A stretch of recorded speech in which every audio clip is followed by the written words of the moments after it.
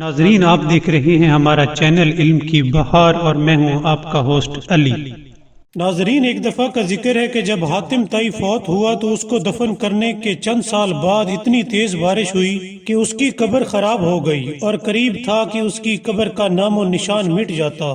اس کے بیٹے نے چاہا کہ اس کی لاش نکال کر دوسری جگہ منتقل کر دے تاکہ بارش اور سیلاب سے محفوظ رہے۔ جس وقت اس کی قبر کو کھولا گیا تو اس کے تمام اعضاء بکھر چکے تھے اور ہڈیاں گل سڑ چکی تھیں، لیکن سب لوگ یہ منظر دیکھ کر حیران ہوئے کہ ان کا سیدھا ہاتھ بالکل صحیح اور سالم تھا۔ لوگ جمع ہو گئے اور تعجب میں پڑ گئے کہ ایسا کیا ہوا کہ باقی سارا جسم سڑ گیا لیکن یہ سیدھا ہاتھ صحیح اور سالم رہا۔ ناظرین، تب ایک بوڑھے شخص کا وہاں سے گزر ہوا اور اس نے کہا کہ اے لوگوں، تعجب مت کرو، کیونکہ حاتم طائی اس سیدھے ہاتھ سے لوگوں کو صدقات اور خیرات دیتا تھا اور ہمیشہ لوگوں کی مدد کرتا تھا۔ یہی وجہ ہے کہ جس ہاتھ سے وہ غریبوں کی مدد کرتا تھا اس کا سیدھا ہاتھ صحیح اور سالم ہے۔ بے شک اللہ غریب لوگوں کی مدد کرنے والے کو پسند کرتا ہے۔